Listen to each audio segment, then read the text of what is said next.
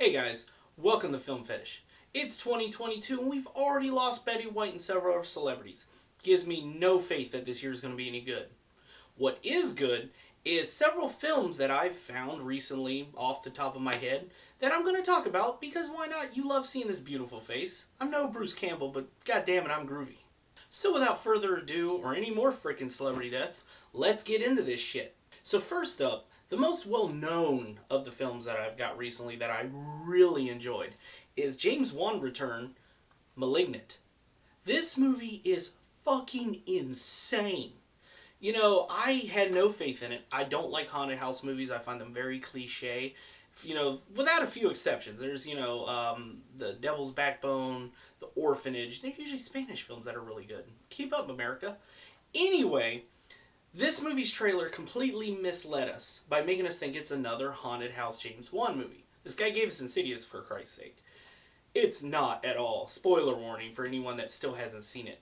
This movie is a giant homage to the 90s creature features that, time lost.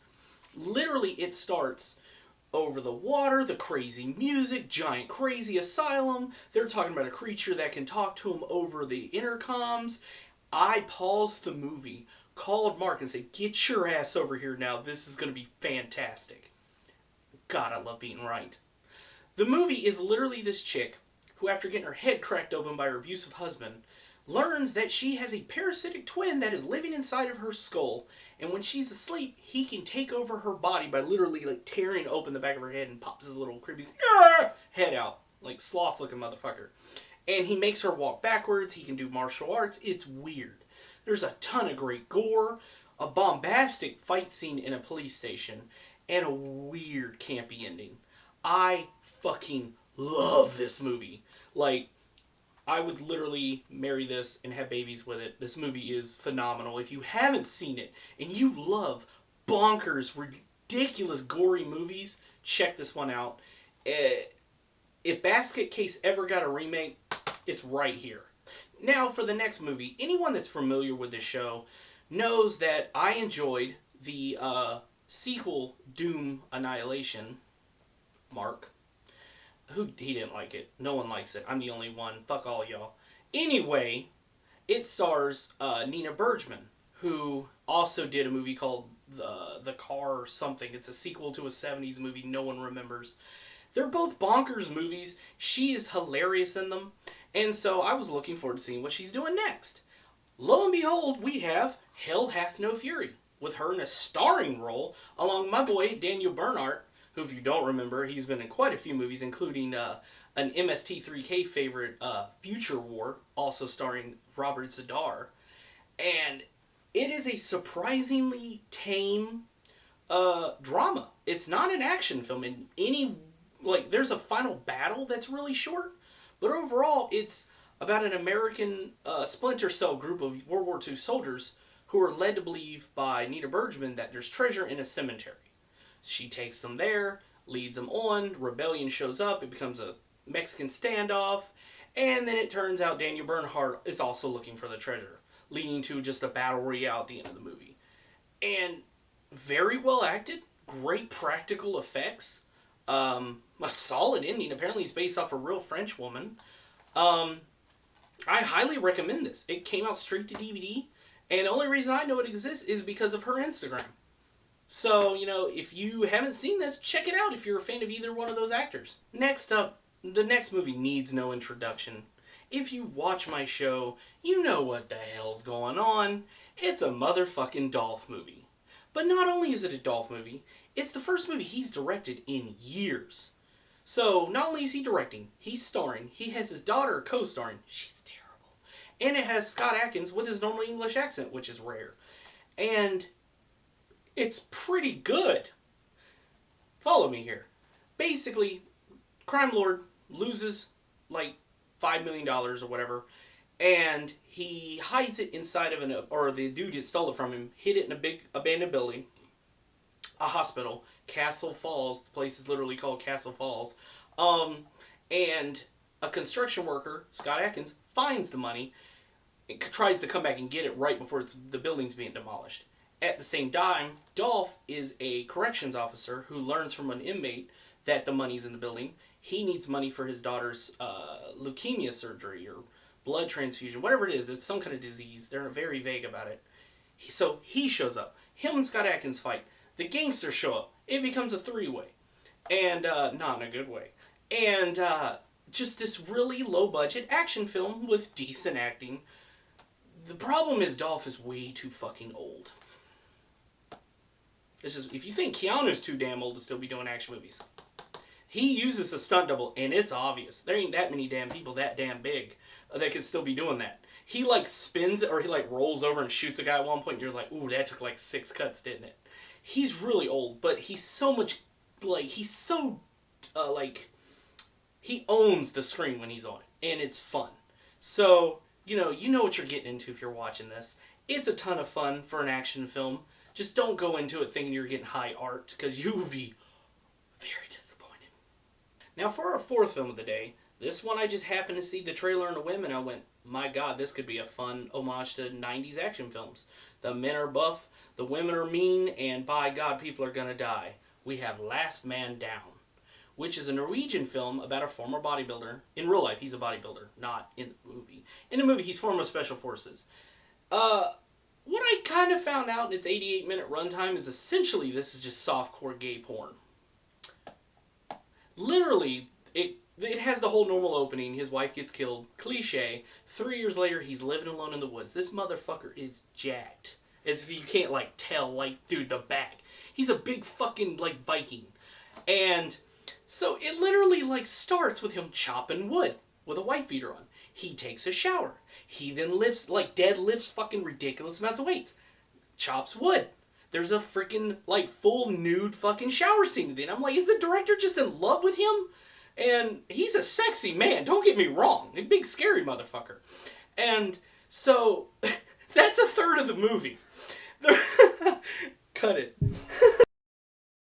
Anyway, so after all this, like, man stuff, he gets this wounded woman showing up on his doorstep asking for his help. Turns out she's a cure to this massive plague that is invading Europe.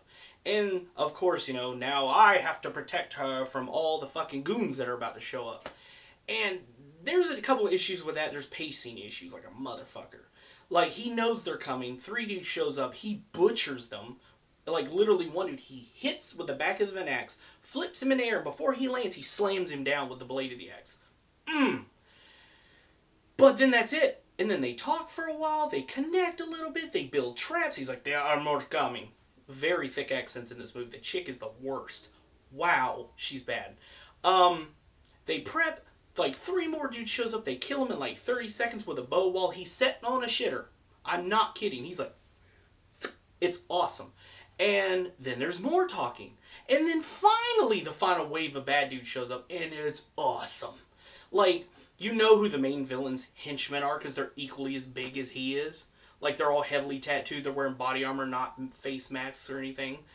It's just one of those ridiculous movies. The men are gigantic. The women are hideous. And just, there's a lot of killing. Surprisingly good CG for the bullet holes and stuff. The movie has a really bad cliffhanger. It's Lost Monthon! It's dude with tribal makeup. He's got a freaking hatchet because he's a fucking Viking. Versus the main villain who's as big as he is. They go to toe-to-toe for like a minute. And then the ugly lead chick takes over. Whew, she got a neck like a trunk. And she takes over as the main villain. And then she's about to kill the hero. The very, what are you doing? That chick shows up. I will go with you. Don't kill him. They load her onto a helicopter and they fly off. In the last shot of our hero, he's like, I'll find you. And then Natasha Maltese shows up. If you don't know who she is, watch Blood Rain 2. You'll cringe. It's beautiful. She shows up out of nowhere, does this weird out of nowhere speech that has nothing to do with the rest of the film. They fly off. Credits. This was this dude's first full-length movie. If you can see it, it's like Fansunji. I'm sorry for butchering that, but that's your fault. This is his first live-action film, or full-length film, so you can tell clearly he's like planning at least one more. He ain't done with them biceps. I'm just saying. And overall, though, it's a fun throwback to the early 90s action films 80s and 90s even. Like, you got Dolph, you got Sylvester Stallone, just the monster men that used to be in action films before. Now they're all Mark size. So if you enjoyed those movies, if you can get over the bad accents and the pacing issues, I think you'll have a lot of fun. So, like, check it out. Last Man Down. Now for our final film, we're going to do a little bit of a cheat.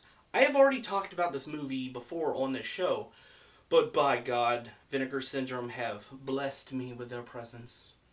We've got Ticks, a re-release. This is a 4K Blu-ray in a hardcover sleeve. There's the front and the back. You pop this bad boy open, you got that OG cover from the VHS tape that I remember when I was a kid. And then you have another sleeve. And then boom, you've got like 2 discs, butt ton of special features.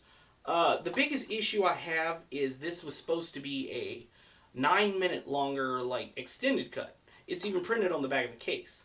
Unfortunately, I emailed Vinegar Syndrome and the cut doesn't exist. They thought it did. So this is a typo, but this is still a longer cut. The normal cut is 82 minutes. This is 84, 85 minutes. I couldn't notice any differences, and I've been watching this movie since I was 6. So, I mean, it's one of those, maybe the director, he could be like, look at that tree, that's not in the other cut. Stuff like that. Similar to the director's cut of The Green Inferno, the Eli Roth movie. It's like a minute or 2 longer, and I couldn't tell you jack shit that's different. I just really wanted to just whore out myself real quick that this is a phenomenal release by Vinegar Syndrome. They also did one for Creature that I own.